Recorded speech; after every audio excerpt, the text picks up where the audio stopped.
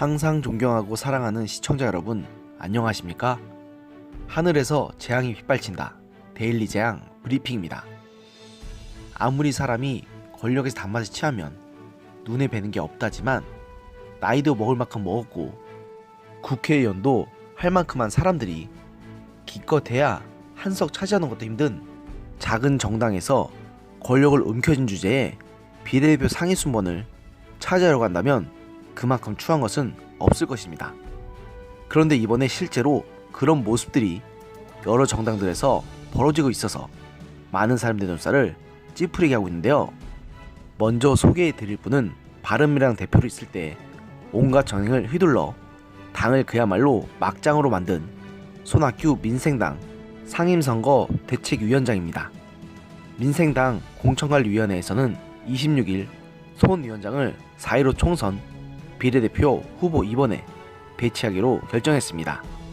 이에 손 대표는 1번을 받은 정혜선 카톨릭대 교수를 비롯해 김정화 민생당 공동대표, 강신업 변호사 등과 함께 상위 순번에 이름을 올렸는데요.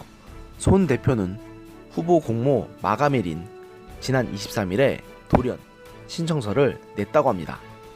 참 그렇게도 국회의원을 더 하고 싶으신 건지 이분 추해도 너무 추합니다. 여기에 우리 공화당도 같은 날 오전에 친박계의 자장으로 통하는 8선의 서청원 의원을 비례 2번에 배치했습니다. 이렇게 서청원 의원 역시 1번을 받은 최혜림 대변인과 3번을 받은 인지연 수석 대변인과 함께 당선권에 이름을 올렸습니다.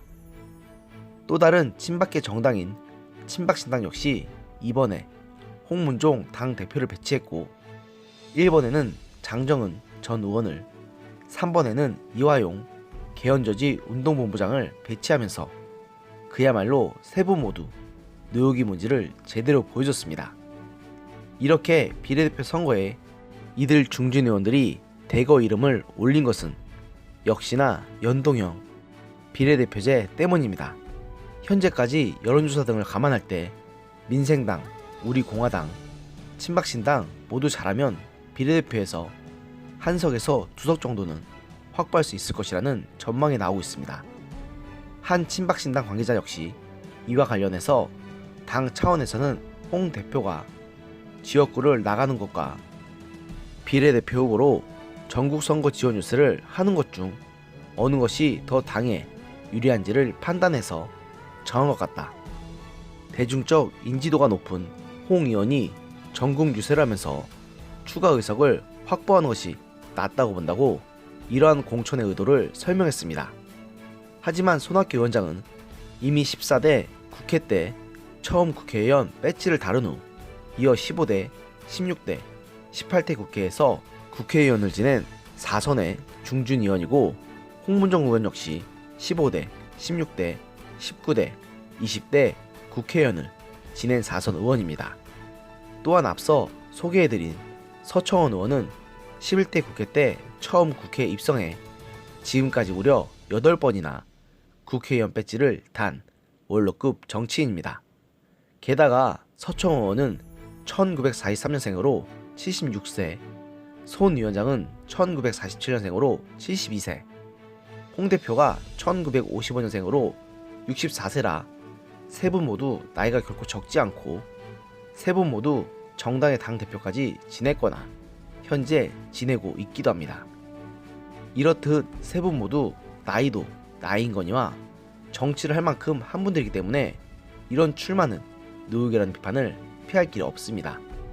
애초에 우리나라에서 비례대표제가 각 분야의 전문가들을 발탁하여 정치 신을 발굴하기 위해 도입된 제도입니다. 그런데 다선 중진의원들이 비례대표 제도를 이런 식으로 이용한다면 이건 그야말로 금배지 한 번 더 달려고 후배들 앞길을 가로막는 파렴치한 짓이라는 말 말고는 다른 설명을 할 길이 없습니다.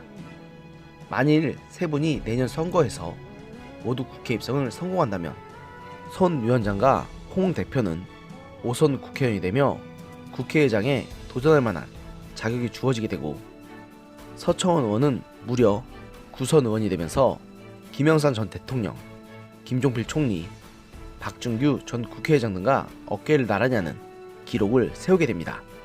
하지만 저런 식으로 당선이 되는 것이 과연 어떤 의미를 가질까요? 참고로 2004년 총선에는 당시 78세였던 김종필 전 총리가 자민련의 비례대표 1번을 받아 10선에 도전했으나 낙선했던 전례가 있었습니다.